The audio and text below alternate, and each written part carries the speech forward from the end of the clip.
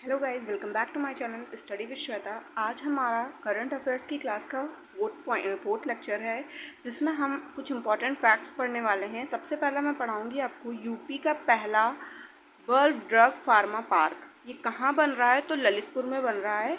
लगभग 1500 एकड़ की ज़मीन पर इस पार्क को डेवलप किया जाएगा। इसमें जो इन्वेस्टमेंट है वो 12,000 करोड़ की इन्वेस्टमेंट, मतलब इतनी लागत के साथ इसको बनाने की बात की जा रही है। इस पार्क में ये आयुष फार्मा पार्क बनाया जाएगा, जिसके तहत ये बताया जाएगा ये क्यों बन रहा है, ताकि यूपी में फार्मास्यूटिकल हब बनाया जा सके। इसमें कई लोगों को एम्प्लॉयमेंट, रोज़गार भी मिलेगा। जैसे अप्रत्यक्ष या प्रत्यक्ष रूप से 15,000 लोगों को इसमें रोज़गार की भी बात कही गई कि रोज़गार भी दिया जाएगा। इसकी क्या क्या फैसिलिटीज़ हैं कि इसमें जो टेस्टिंग लेबोरेटरीज़ हैं वो बनेंगी, मॉडर्न रिसर्च एंड डेवलपमेंट होगा। इस तरीके की कई सारी चीज़ों को इसमें इंक्लूड किया जाएगा। इस पार्क के बनने से यूपी का जो डेवलपमेंट है वो थोड़ा और भी तेज़ी से होगा। अब इसमें जो बताया गया है कि बुंदेलखंड क्षेत्र जो है, बुंदेलखंड क्षेत्र में ही ये बन रहा है। तो बुंदेलखंड क्षेत्र में इंपॉर्टेंट चीज़ें क्या हैं? इसी में बीडा हो गया, defence corridor, special package, air connectivity, tourism, irrigation मतलब सिंचाई, जैसे कि केन बेतवा लिंक हो गया। इसमें बुंदेलखंड एक्सप्रेस वे बनाया जा रहा है। मतलब बुंदेलखंड क्षेत्र में काफ़ी ज़्यादा डेवलपमेंट देखने को मिल रहा है।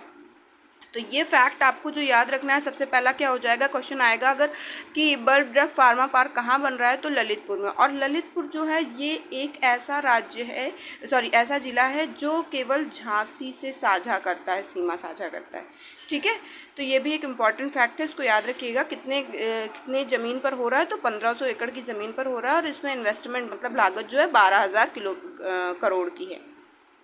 अब आता है हमारा नेक्स्ट पार्ट।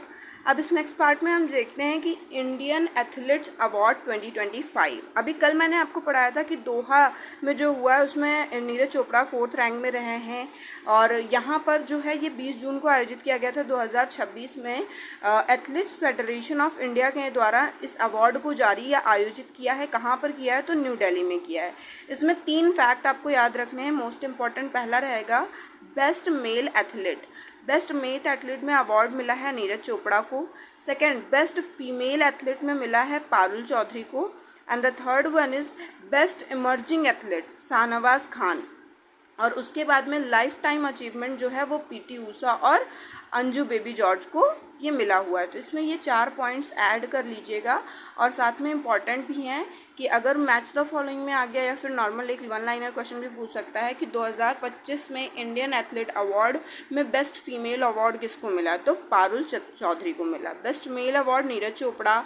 अगर लाइफ टाइम अचीवमेंट की बात की जाए तो पीटी ऊषा और अंजू बेबी जॉर्ज को मिला हुआ है। कहाँ पर आयोजित किया गया था? तो न्यू दिल्ली में आयोजित किया गया है। ये इसके इम्पॉर्टेंट फैक्ट्स हैं। नेक्स्ट पॉइंट आता है Bolivia declares a state of emergency. मतलब बोलीविया में आपातकाल की घोषणा की गई है। अब बोलीविया से इम्पॉर्टेंट फैक्ट्स क्या क्या चीज़ें हैं वो मैं बताती हूँ।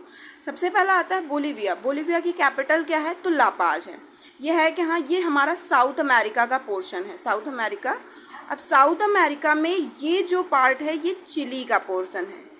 यहाँ पर बोलीविया है, ये पराग्वे है और इधर पेरू है। ये पोर्शन अर्जेंटीना का है।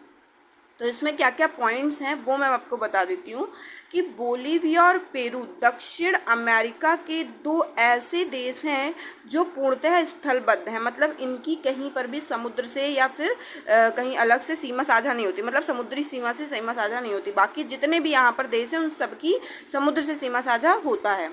अब 2 स्थलबद्ध देशों में मैंने बता दिया बोलीविया और पराग्वे।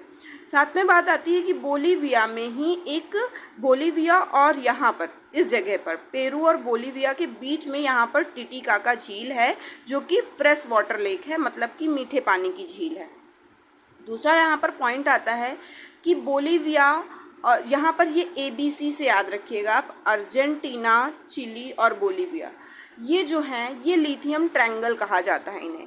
लिथियम ट्रायंगल मतलब यहाँ पर लिथियम का सबसे ज़्यादा उत्पादन या मतलब लिथियम होता है। तो ABC से इसको याद रखिएगा, ये है ट्रिक है ABC। ठीक है, ट्रिक बताया गया यहाँ पर ABC। लिथियम ट्रायंगल में अर्जेंटीना, चिली और बोलीविया।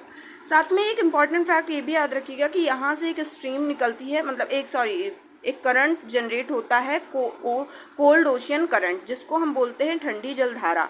अब जलधारा में कौन सी जलधारा है? हम्बोल्ट जलधारा, जिसे हम पेरू की जलधारा भी बोलते हैं। ये आगे चल के अल नीनो का कारण बनती है, जो कि गर्म जलवायु के लिए क्या कहते हैं, गर्म जलवायु भारत में होती है तो अल नीनो के कारण ही होती है। जैसा कि इस समय जो सीजन चल रहा है, अल नीनो के कारण भारत की जलवायु देखने को मिल रही है कि किस तरीके से उसकी स्थिति परिवर्तित हो गई है।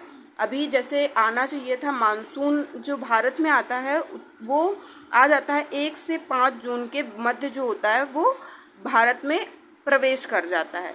लेकिन आज 24 जून हो चुका है, लेकिन मानसून की स्थिति अभी भी देखने को पूरी तरीके से मिली नहीं है। तो ये किसका कारण है? इसमें जो इम्पोर्टेंट फैक्ट था, सबसे पहले आपको याद रखना है कि इलापाज में इसकी घोषणा की गई।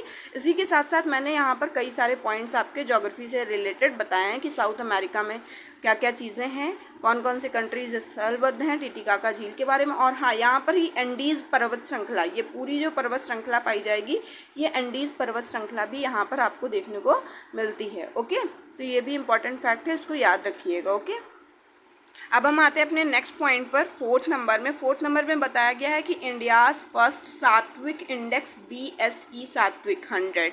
ये BSE सात्विक 100 ये इसका नेम है। ओके, ये सात्विक इंडेक्स भारत का पहला इंडेक्स है BSE। ये एशिया का सबसे पुराना एक्सचेंज, जो मनी एक्सचेंजर होता है ना, तो वो इंडेक्स जो डिफाइन किया गया है वो सात्विक इंडेक्स। क्वेश्चन आएगा कि भारत का पहला इंडेक्स जो है वो नैतिक मूल्य आधारित निवेश के लिए, उसका क्या नाम है? तो यहाँ पर BSE 100 सात्विक इंडेक्स। ये इंपॉर्टेंट फैक्ट है, इसको याद रखिएगा। इसके बारे में ज़्यादा एक्सप्लेन मैं नहीं करूँगी क्योंकि इतना इंपॉर्टेंट इसमें है नहीं, बस केवल वन लाइनर के अकॉर्डिंग आप इसको याद रखिएगा कि BSE सात्विक 100 जो है वो नैतिक मूल्य आधारित निवेश है, जो भारत का पहला इंडेक्स है। ओके, अब आता है next point, World Refugee Day, मतलब विश्व शरणार्थी दिवस। अब शरणार्थी होता क्या है? जो अदर कंट्रीज़ के लोग आते हैं भारत में बसने। अब भारत में आके बस गए, जैसे कि रोहिंग्या हो गए, रोहिंग्या शरणार्थी। भारत में लगभग 2 करोड़ से ज़्यादा आबादी जो है वो शरणार्थी के रूप में ही भारत में आकर बसी हुई है और भारत उनको पाल रहा है।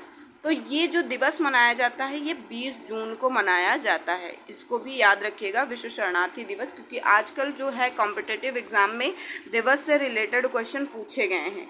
जैसे कि आपका हो गया आर्द्र भूमि दिवस पूछ लेता है, आर्द्र भूमि दिवस हो गया 2 फरवरी को, ठीक है। और जैसे जैव विविधता दिवस हो गया 22 मई, इस तरीके से विश्व पर्यावरण दिवस 5 जून हो गया। ऐसे करके कई सारे, अगर आप लोग बोलेंगे तो मैं एक दिवस वाला ही सेशन लेकर आ जाऊंगी, उससे कोई दिक्कत नहीं है, लेकिन ये इंपॉर्टेंट फैक्ट है, इसको याद रखिएगा। फिर नेक्स्ट अभी हालिया न्यूज़ ये रही है कि अभी राखीगढ़ी पुरातात्विक स्थल जो कि हरियाणा में है, वहाँ पर मानव कंकाल के अवशेष मिले हुए हैं। ये यहाँ पर इम्पॉर्टेंट फैक्ट है कि मानव कंकाल के शेष मिले हैं। लगभग 550 हेक्टेयर में ये फैला हुआ है। ये इंडस वैली सिविलाइजेशन का एक क्षेत्र है राखीगढ़ी, जिसका जो क्षेत्र फैलाव है वो 550 हेक्टेयर के बराबर है। ये इंडस वैली सिविलाइजेशन का सबसे लार्जेस्ट सेटलमेंट, मतलब बस्ती है। भारतीय जात सर्वेक्षण के द्वारा इसकी जांच के लिए इसको सौंपा गया है। ये मानव कंकाल अवशेष यहाँ पर प्राप्त हुआ है। ये इंपॉर्टेंट फैक्ट याद रखिएगा, कहाँ पर प्राप्त हुआ है? तो राखीगढ़ी, जो कि हरियाणा में है आज। ठीक, नेक्स्ट पॉइंट है हमारा, India's first private sector hybrid 20 ethanol bio refinery. Ethanol bio refinery ये प्राइवेट सेक्टर ने बनाया है इसे यूपी के अमरोहा के धनौरा में, यूपी के अमरोहा जिला के धनौरा गांव में इसे बनाया गया। ये फर्स्ट प्राइवेट सेक्टर ने बनाया है इसको। ये 150 करोड़ की आर्थिक सहायता से PM जीवन योजना के अंतर्गत बनाई जा रही है, जिसमें 2G इथेनॉल बायो रिफाइनरी बनाई जाएगी। अब 2G इथेनॉल बायो रिफाइनरी का एम क्या है वो देखते हैं। 2G का नहीं, यहाँ पर PM जीवन योजना जो बनी है वो 7 मार्च 2019 को स्टार्ट की गई थी।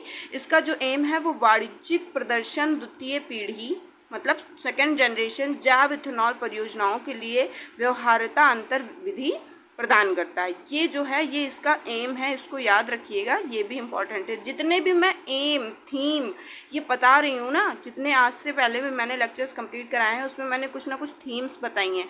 उन थीम को बहुत ही अच्छे से याद रखिएगा क्योंकि वहाँ से क्वेश्चन ज़रूर ही उठाता है। अब आती है बात कि यूपी जो है वो हमारा एथेनॉल प्रोडक्शन में फर्स्ट नंबर पर है, फिर महाराष्ट्र है, फिर कर्नाटका है। ये चीज़ याद रखिएगा, जैसे यहाँ पर एथेनॉल की बात की जाएगी मतलब ये गन्ना में भी टॉप पर है, इसीलिए एथेनॉल की बात की गई है। ठीक है, तो ये याद करने का एक अच्छा तरीका है। तो गन्ने में भी टॉप पर यूपी और एथेनॉल में भी टॉप पर यूपी है, तो ये चीज़ें याद रखिएगा।